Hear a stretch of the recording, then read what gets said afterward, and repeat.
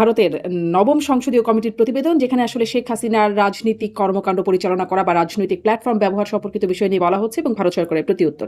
এটিকে নিয়ে বাংলাদেশের গণমাধ্যমগুলো খবর করেছে শেখ হাসিনা রাজনৈতিক কর্মকাণ্ড করতে পারবেন না ভারতের মাটিতে বসে, এরকম সবগুলো গণমাধ্যমে এরকম খবরই এসেছে। আসলে কি জানানো হলো ভারত সরকারের পক্ষ থেকে? বিশেষ কোনো বার্তা, মানে আপনাদের কাছে কি বার্তা আসলে এটা থেকে? আমি ভারতের সংসদের পররাষ্ট্র বিষয়ক সংসদীয় কমিটির 15তম যেই বৈঠক, সেই বৈঠকের পুরো রিপোর্টটা পড়েছি এবং সেখান থেকে আমি যা পেয়েছি সেটা আপনাকে আমি বলবো। কোথায় কোন গণমাধ্যম কি বললো, it doesn't matter to me because we are dealing with a democracy that functions for the last 70 to 80 years. ভারতের গণতন্ত্র খুব শক্তিশালী ভাবে গত 70-80 বছর ধরে চলছে। যদিও বর্তমান যুগে তাদের গণতান্ত্রিক চর্চা নিয়ে কিছু কিছু বিতর্ক তৈরি হয়েছে, কিন্তু এরপরও গণতান্ত্রিক যে সংস্থাগুলো, যে সংগঠনগুলো এবং গণতান্ত্রিক যে বহিঃপ্রকাশের জায়গা, সেটা এখনো পৃথিবীর অনেক দেশের তুলনায় অবারিত আছে।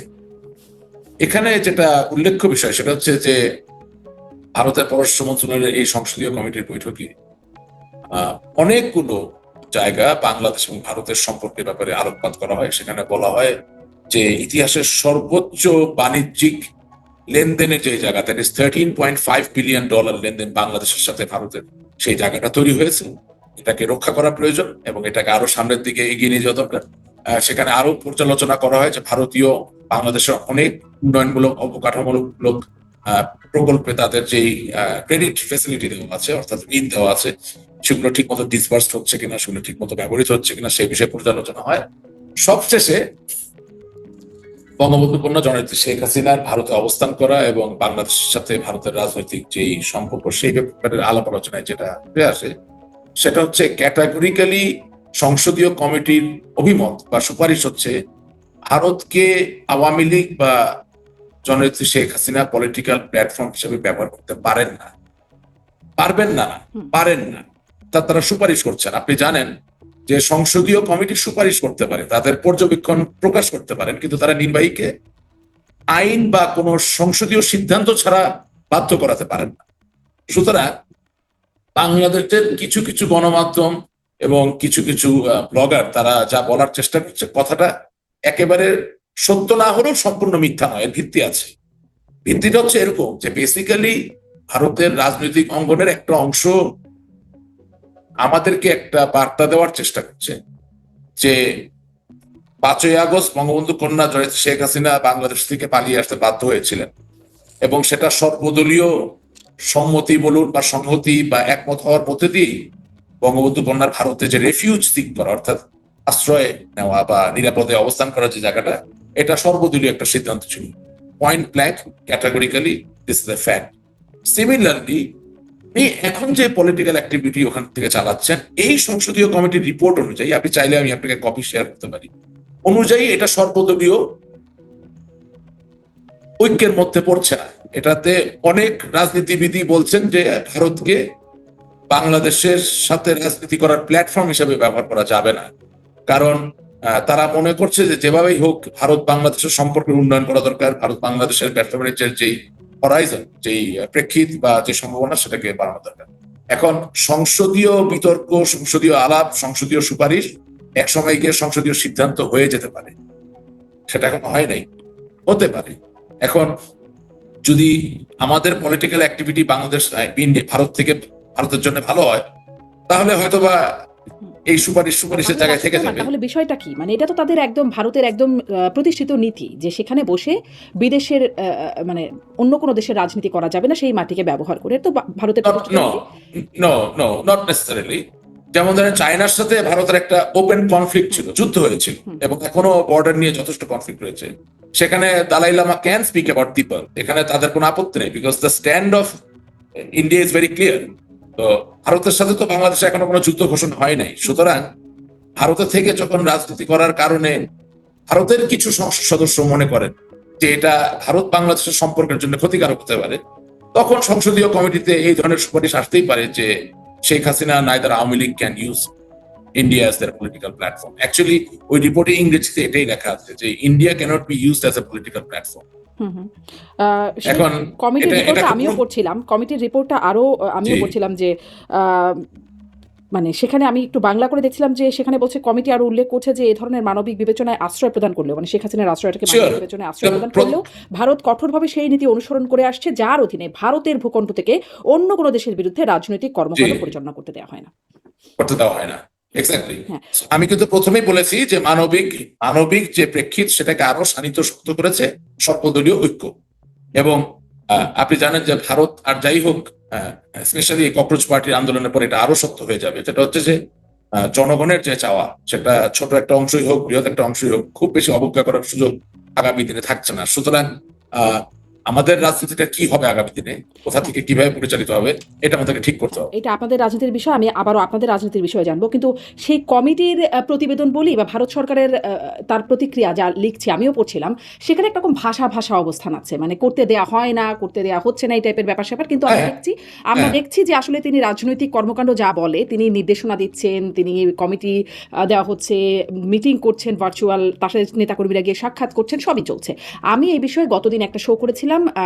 গৌতম লাহিড়ী, ভারতের সিনিয়র সাংবাদিক, প্রেস ক্লাব অফ ইন্ডিয়ার সাবেক সভাপতি এবং কূটনৈতিক সংবাদগুলো তিনি যান বা পররাষ্ট্র মন্ত্রণালয়ের সাথে তার যোগাযোগ আছে। তিনি আমাকে বলছিলেন যে আসলে আমি বারবার প্রশ্ন করছিলাম, তিনি বলছিলেন যে ভারত সরকার জানে না তিনি মানে শেখ হাসিনা রাজনীতি করছেন ভারতে বসে, এটা ভারত সরকার জানে না। আমি মানে সুনির্দিষ্টভাবে জিজ্ঞাসা করলাম, তাহলে কি বিষয়টা এরকম, যা চলছে সেভাবেই চলবে? তিনি বললেন হ্যাঁ, যা চলছে সেভাবেই চলবে, মানে কোনো পরিবর্তন হবে না। বার্তাটা কি আসলে এরকম? আচ্ছা, প্রথম কথা হচ্ছে যে জনাব গৌতম লাহিড়ী কোথা থেকে খবর পান বা না পান এটা তো আমি রিফিউ করতে পারবো না, করতে যাবো। প্রথম কথা, আমি ভারতীয় নাগরিক না। দ্বিতীয় কথা, ভারতে থাকি না। 3 নম্বর কথা, আমি নিজে সাংবাদিক না। এবং ওনার তো একটা প্রোফাইল আছে, উনি তো অল ইন্ডিয়া প্রেস ক্লাবের বোধহয় সভাপতি ছিলেন বা আরো অনেক কিছুই হয়তো না। এখনো ডিপ্লোম্যাটিক করেসপন্ডেন্সের একটা প্রেসিডেন্ট হতে পারে, হতে পারে, কিন্তু আমার বিচারের জায়গা খুব সহজ। আমি যদি নির্মোহভাবে স্বাধীন চৌধুরীকে জিজ্ঞাসা করি যে গৌতম লাহিড়ী আজ পর্যন্ত আপনার অনুষ্ঠানে এসে যা যা বলেছে এবং অন্যান্য অনুষ্ঠানে গিয়ে যা যা বলেছে, কোনোটা কি আজ পর্যন্ত মিলেছে?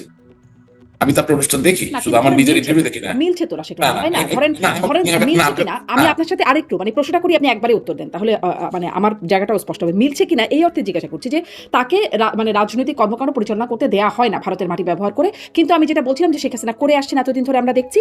এবং 5ই আগস্ট দিল্লির foreign correspondents club of south এশিয়াতে তার দেশে ফেরা নিয়ে একটা ভার্চুয়াল প্রেস না, কনফারেন্সও হতে যাচ্ছে। না, না, এটা আপনার প্রশ্নটা, I am sorry, I beg your pardon, প্রশ্ন হয়নি। আচ্ছা, বিকজ আমি যে জায়গায় ছিলাম, আমি উত্তর দিব।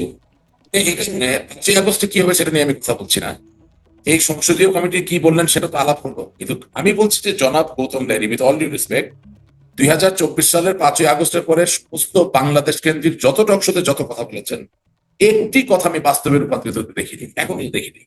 এখন উনি যে কথা বলছেন, ওনার কথায় না যে আমি আবার আমার কথায় আসবো।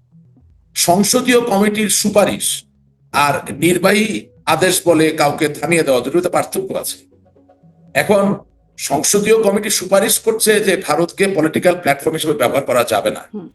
তাহলে যদি গৌতম লাহিড়ী বলতে চায় যে ভারতের নির্বাচিত সংসদ সদস্যরা ভারতের পররাষ্ট্র মন্ত্রণালয় বিষয়ক সংসদীয় কমিটিতে সদস্য হওয়ার পরে এতই দায়িত্ব জ্ঞানহীন বা এতই নির্বোধ বা এতই মুখ এবং বধির যে তারা শুনেন না, তারা দেখেন না, তারা জানেন না যে আমরা রাজনীতি করছি কি করছি না, এগেইনস্ট মাই কেস, তাহলে উনি ওনার দেশের নাগরিক হয়ে ওই দেশের সংসদকে ছোট করছেন।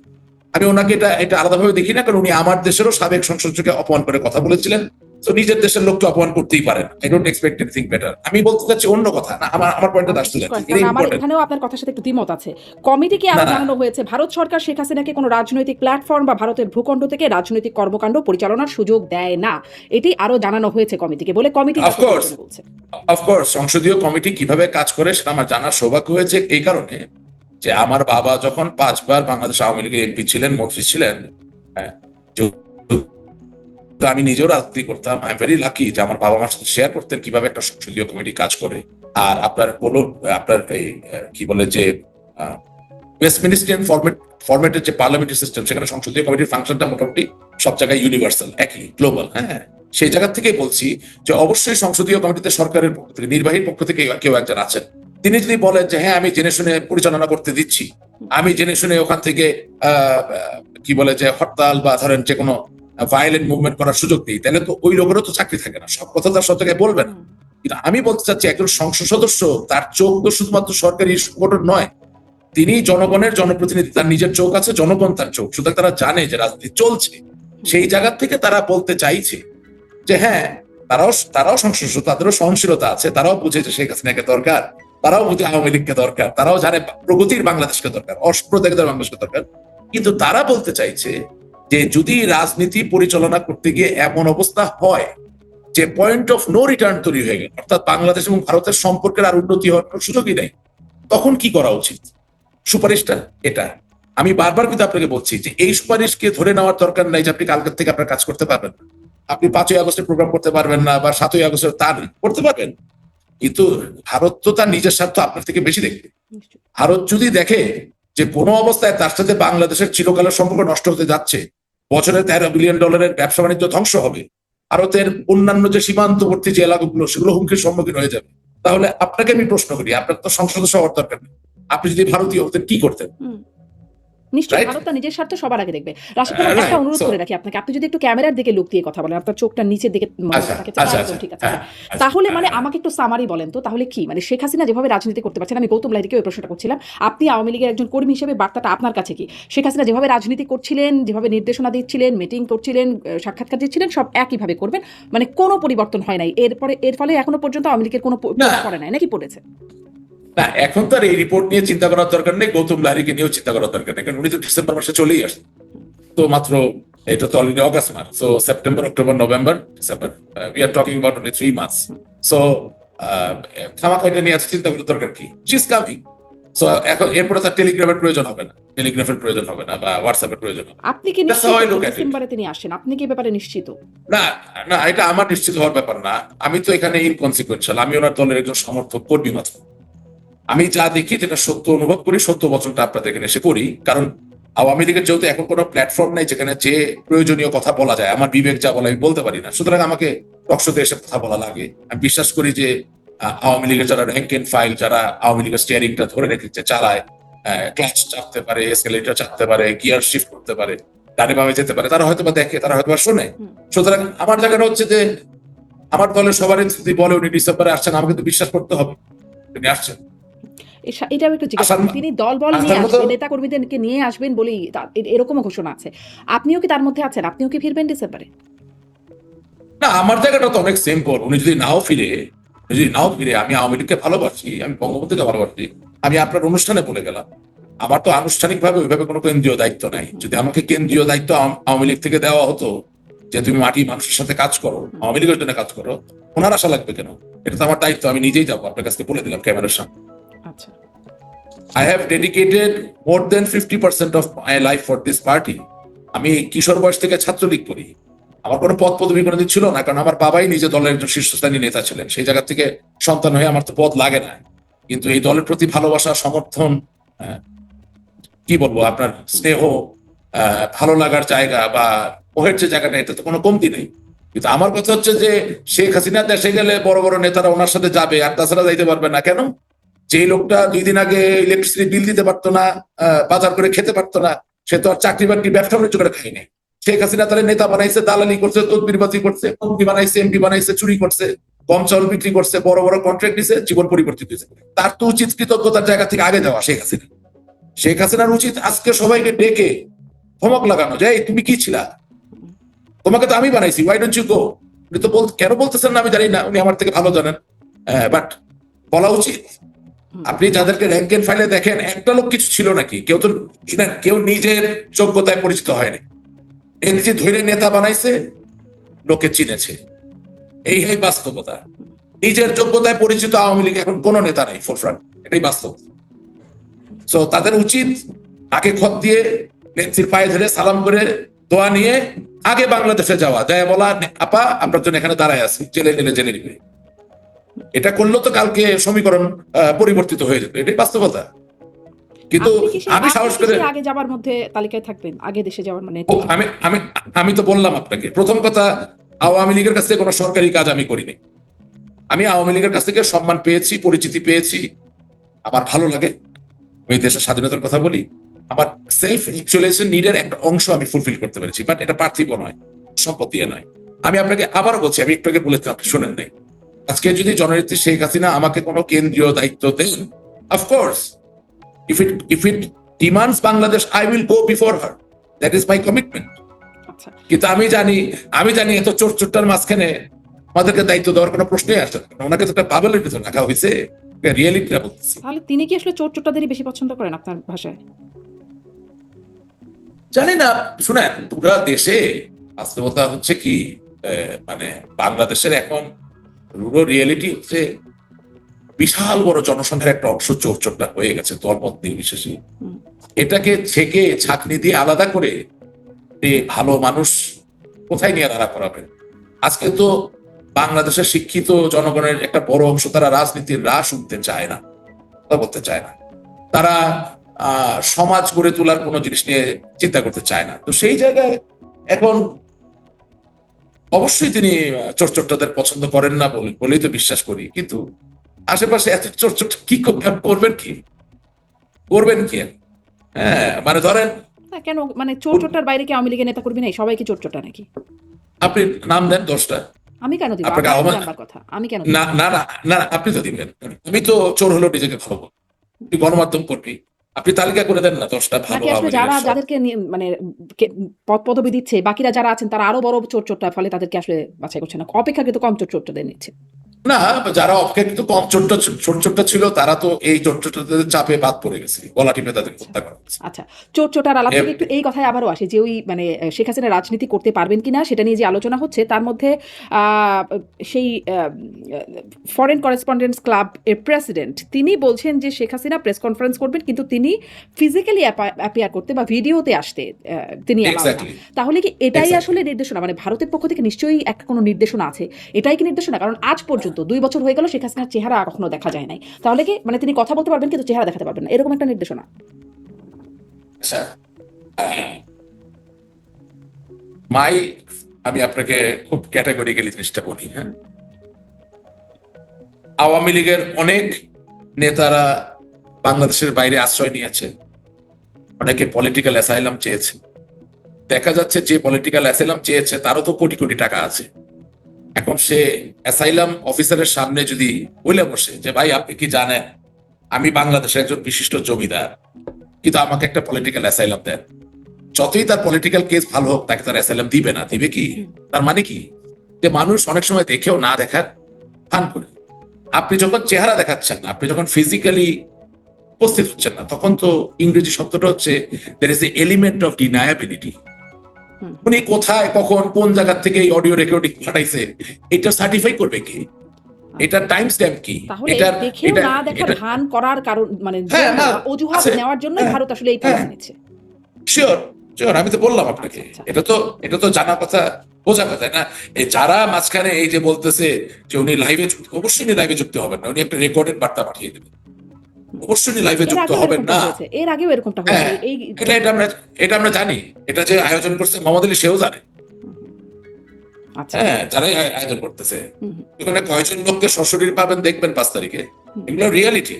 সেখানে যোগ দিবেন যারা, তাদের মধ্যে কিনোট স্পিকার হিসেবে আছেন সজীব অজয় জয়, আছেন সাবেক শিক্ষামন্ত্রী মহিবুল হাসান চৌধুরী নফেল, আরও বেশ কয়েকজন আছেন, চেহারা চেনা না চেনা। এর মধ্যে মানে একটু চোখ আটকা হচ্ছে সাকিব আল হাসানের প্রতি, মানে তিনিও আছেন এর মধ্যে। তিনি আপনার ব্যবসায়িক পার্টনার, তার সাথে আপনার খুব সুসম্পর্ক ছিল, কথাবার্তা এখনো হয় কিনা জানি না, মানে তিনিও দলীয় পদ পদবি, আপনি একটু আগে বলছিলেন আপনি কেন্দ্রীয় নেতা বা দলীয় পদ পদবি বিষয়ে উনিও করেন না, উনি একটা জাস্ট এর আগের নির্বাচনে মনোনয়ন পেয়েছিলেন আওয়ামী লীগের। তিনি আসলে কোন বিবেচনা এখানে আছেন বা তার ভূমিকা কি আপনি জানেন কিনা? আপনার কথাগুলো অকারণে তীর্যক। কারণটা হচ্ছে সাকিব আল হাসানের সাথে আমার সম্পর্ক আগেও ভালো ছিল, এখনো ভালো আছে, আগামী দিনে আরো ভালো। তার সাথে আমার প্রায় কথা হয়, তাকে আমি ছোট ভাইয়ের মতো দেখি। তার থেকে তাই বললাম যে না, ওই যে বললেন যে একসময় সম্পর্ক ভালো ছিল বা কি, নো, তাই না? ওটা যে ছিল আমাকে জিজ্ঞেস করবেন তাহলে তীর্যক হবে। জিজ্ঞেস করলাম না, ওই যে আপনি তীর্যক বলার পরে জিজ্ঞেস করছেন, এর আগে তো না।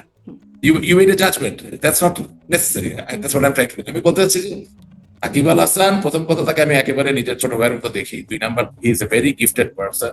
নাম্বার, সে বাংলাদেশের পতাকাকে বহন করে, আনুষ্ঠানিকভাবে বহন করা লাগে না, বাংলাদেশের one of the best cricket player, ওয়ার্ল্ডের one of the best allrounder, right? এটা একটা গৌরবের জায়গাকে আমাদের আর পরিবেশন করে। হ্যাঁ, এটা এক। দুই নাম্বার হচ্ছে যে সাকিব আল হাসান আওয়ামী লীগের প্রতি বিশ্বস্ত, স্বাধীনতার যুদ্ধের ব্যাপারে 100% বিশ্বস্ত, বঙ্গবন্ধুকে সে সম্মান করে। এখন সাকিব আল হাসান আওয়ামী লীগের কৃত কোনো দুর্নীতিকে সাপোর্ট করবে কিনা আমি বিশ্বাস করি করবে না। আওয়ামী লীগের কৃত কোনো হত্যাকাণ্ড বা কোনো গুম এটাকে সাপোর্ট করবে কিনা আমি বিশ্বাস করি করবে না।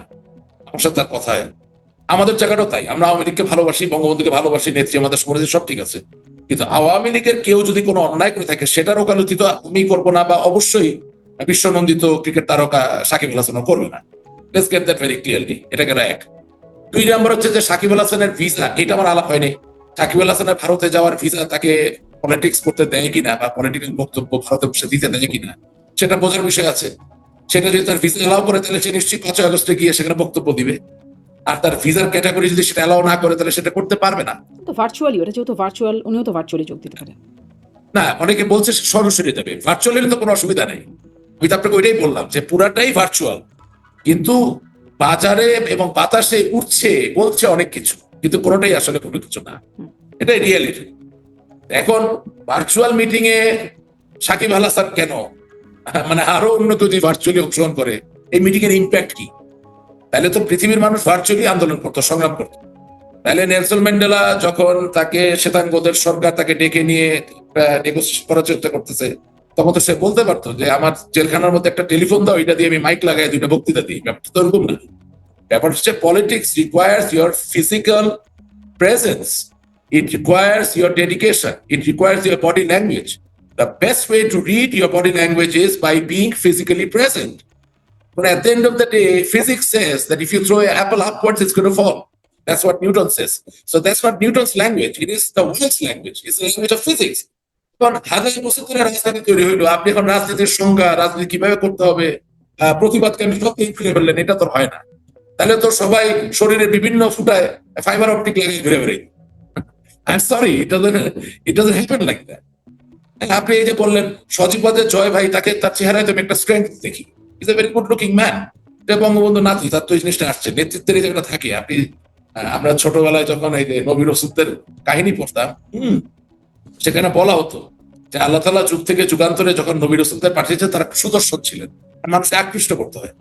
আমাদের জয় ভাই তো সুদর্শন একজন, tall person, he looks good, right, global স্ট্যান্ডার্ডে।